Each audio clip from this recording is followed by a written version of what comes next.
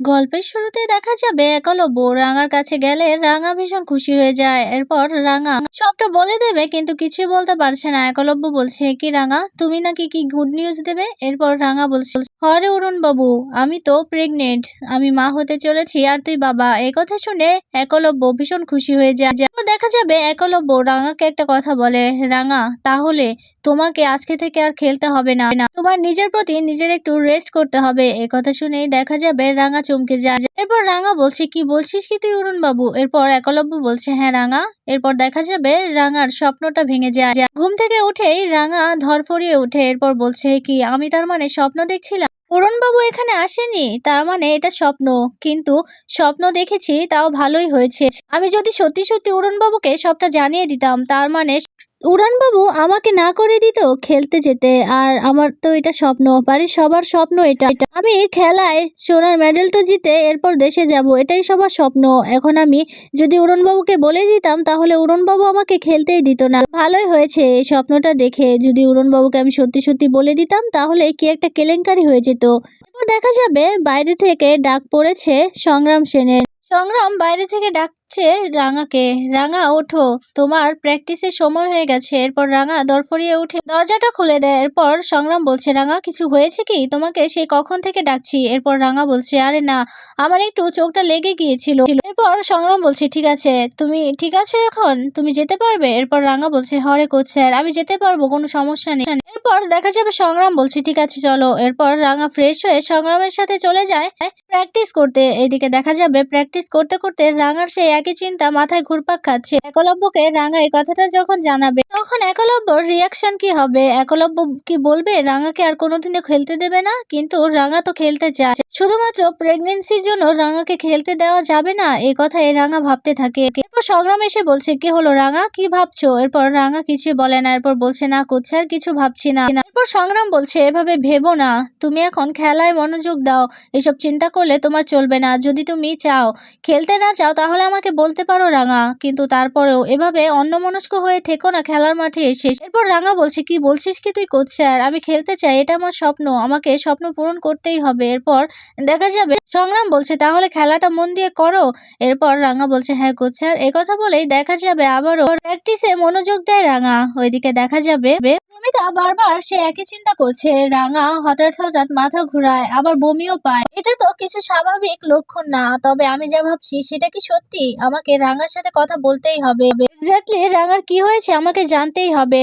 বড় জোর রাঙাকে একটা টেস্টও করাতে হবে, নাহলে তো আমি নিশ্চিন্ত হতে পারছি না কি হলো মেয়েটার। এ কথাই বলছে প্রমিতা। তখনই নবারুণ এসে প্রমিতাকে বলছে, কি হলো প্রমিতা, এভাবে অন্যমনস্ক হয়ে কি ভাবছো? এরপর প্রমিতা বলছে, ও কিছু না, আমি রাঙার চিন্তাই করছি, রাঙা অসুস্থ হয়ে পড়ে তো এই কারণে। এরপর নবারুণ বলছে, আরে ও কিছু না, ও আসলে খাওয়া দাওয়া ঠিক মতো করে না তো চিন্তা করে, এই কারণে এসব কিছু হচ্ছে, দেখবে সব ঠিক হয়ে যাবে। ও যখন বাড়ি ফিরে আসবে তখন তুমি ওর ভালো করে যত্ন নেবে। একথা বলতে প্রমিতা বলছে, হ্যাঁ। সে আবার বলতে তখনই একলব্য আসে। একলব্য এসে প্রমিতাকে বলছে, মা, দাদাকে দেখছি না, কোথায় গেল?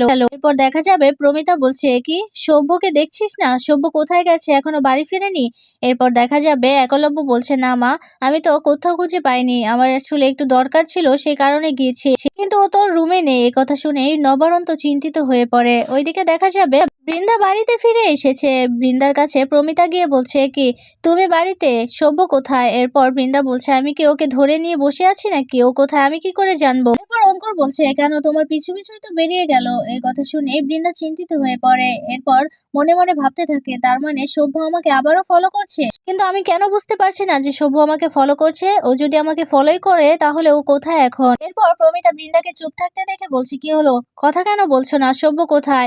এরপর বৃন্দা বলছে, আমি জানি না ও কোথায়। কথা বলে বৃন্দার রুমে চলে যায়। এদিকে সত্যজিৎ আর অদিতি আসে। এরপর প্রমিতা সত্যজিৎকে বলে, সভ্যকে তো কোথাও খুঁজে পাচ্ছে না সত্যজিৎ। এ কথা শুনে সত্যজিৎ বলছে, কি আমি তো সবাইকে বলেছি বাড়ি থেকে যেন কেউ এক পাও না বেরোয়, আর বর্দা সবকিছু জেনে বুঝেও বাড়ি থেকে কেন বেরোলো? এ কথা বলতেই দেখা যাবে সার্থকী এসে বলছে, কোথায় আবার যাবে আর কেনই বা যাবে? ও তো বড় বৌদিকে ফলো করতে গিয়েছিল। আমি ওইদিন দেখেছি ও বড় বৌদিকে ফলো করছে। এই নিয়ে তো বড় বৌদির আর ওর সাথে অনেক ঝামেলাও হয়েছে বাড়ির বাইরে। তাও আমার মনে হচ্ছে বড় বৌদিকে ও বাইরে যেতে দেখেছে, ও নিজেও বাইরে গেছে। আর শোনো, আমরা কত ওই দিনই বা এই বাড়িতে আটকে থাকবো বলো তো সত্যজিৎ? আমি আর এক মুহূর্ত এই বাড়িতে থাকতে পারছি না, আমি বেরিয়ে যাব। আমার কাজ বাজও তো আছে নাকি? এ কথা বলে রাগ করতে থাকে সার্থকী। এরপর সত্যজিৎ বলছে, মেজদা আমার কথা একটু শোনো, আমার কথা মনোযোগ দিয়ে শোনো প্লিজ। বেশি দিন থাকতে হবে না, ওই রাঘবকে আমরা খুব তাড়াতাড়ি ধরে ফেলবো, তারপর তোমাদের আর কোনো সমস্যা হবে না। এই কথা শুনে সার্থকী বলছে, হ্যাঁ তোমরা তো সেই কবে থেকে রাঘবকে ধরে নিচ্ছ,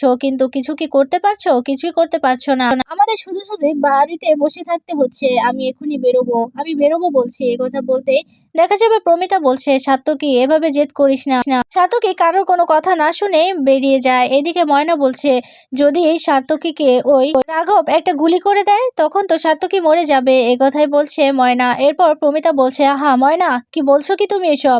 এরপর ময়না মুখে আঙুল দিয়ে বলছে, আচ্ছা ঠিক আছে আমি চুপ করছি। এরপর দেখা যাবে নবরণ বলছে, বুঝতে পারছি না, বড় ছেলে তো হাওয়া হয়ে গেছে, কোথায় গেছে কিছুই বলতে পারছি না।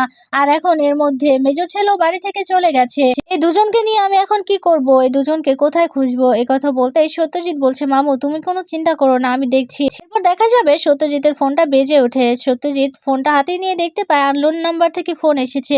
ফোনটা রিসিভ করে সত্যজিৎ। ওপাশ থেকে রাঘব বলছে, একে একে রাঙামতি তীরন্দাজের আর তোর ফ্যামিলির সবাইকে শেষ করে ফেলবো।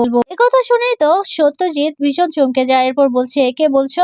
আর রাঘব বলছো, কোথায় কোথায় আছো তুমি বলো, আমাদের হাত থেকে তুমি কোথাও পালাতে পারবে না। এই কথা শুনে রাঘব হেসে হেসে বলছে, আমাকে পরে মারবি, আগে তোদের তোদের বাড়ির ছেলেকে বাঁচা, মানে তোর বউয়ের ভাইকে, বড় ভাইকে বাঁচা আগে আমার হাত থেকে। এই কথা শুনেই তো ভীষণ চমকে যায় সত্যজিৎ। এরপর বলছে, না কোনো ক্ষতি করবে না বর্দার, কোনো ক্ষতি তুমি করবে না। এই কথা শুনে প্রমিতার মনটা মোচড় দিয়ে ওঠে। বলছে, কি হয়েছে সত্যজিৎ? এরপর সত্যজিৎ প্রমিতাকে একটু আড়ালে যেতে বলে। এরপর প্রমিতা আড়ালে চলে যায়। এরপর দেখা যাবে সত্যজিতের ফোনটাও কেটে যায়। বারবার ফোন করাতে কিছুতেই ফোনে পাচ্ছে না সত্যজিৎ। প্রমিতাকে সবটা জানায় সত্যজিৎ। প্রমিতা এটা শুনে তো ভীষণ চিন্তিত হয়ে পড়ে আর ভয়ও পেয়ে যায়। এদিকে নবারুণ সত্যজিৎকে বলছে, কি হয়েছে সত্যজিৎ? আমাকে কেন বলছো না তোমরা? কি হয়েছে বলো, কে ফোন করেছিল তোমাকে? এরপর সত্যজিৎ বলছে, আসলে বর্দাকে কিডন্যাপ করা হয়েছে। এ কথা শুনেই তো নবারুণ চিন্তিত হয়ে পড়ে। অদিতি শুনে সত্যজিৎকে বলছে, কি বলছো কি তুমি?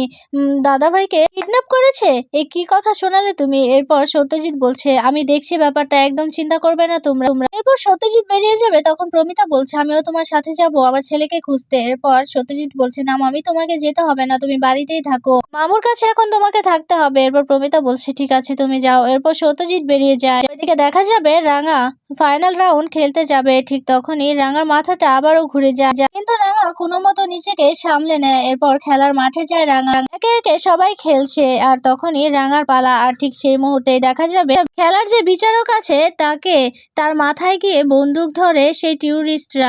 এটা দেখেই তো চারদিকে ভীষণ আলোড়ন সৃষ্টি হয়ে যায়, চেঁচামেচি শুরু হয়ে যায়, সবাই নিজের প্রাণ বাঁচাতে ছুটোছুটি করতে থাকে। এরপর দেখা যাবে টিউরিস্টরা বলছে, একদম কেউ পা বাড়াবে না, যদি এক পাও বেরো তাহলে এখানে গুলি করে রেখে দেব। এদিকে সবাই তো ভয় পেতে থাকে। এদিকে রাঙাও চমকে যায়। রাঙা মনে মনে বলছে, তার মানে এই টিউরিস্টরা এখানেই ছিল, কত কিছু করেছে টিউরিস্টদের ধরতে, কিছুতে কিছু হয়নি। তার মানে টিউরিস্টরা এখন কোনো না কোনো অঘটন ঘটাবে, কিন্তু আমাকে বুদ্ধিমতো কাজ করতে হবে, আমাকে যে করে হোক সবাইকে বাঁচাতে হবে, কারো কোনো ক্ষতি আমি হতে দেব না। এরপর সে গুন্ডাদের লিডার বলছে, ওই মেয়ে রাঙামতি তীরন্দাজ, ও কোথায় আছে? ওকে এক্ষুনি খুঁজে বের করে আন, প্রথমে আগে ওর লাশটাই আমি ফেলবো, তাহলেই তো সবাই ভয় পাবে। একথা শুনেই দেখা যাবে সেই দেশের বিচারক গুলো বলছে, না না কারো কোনো ক্ষতি তোমরা করবে না, তোমাদের কি চাই বলো, কি চাই?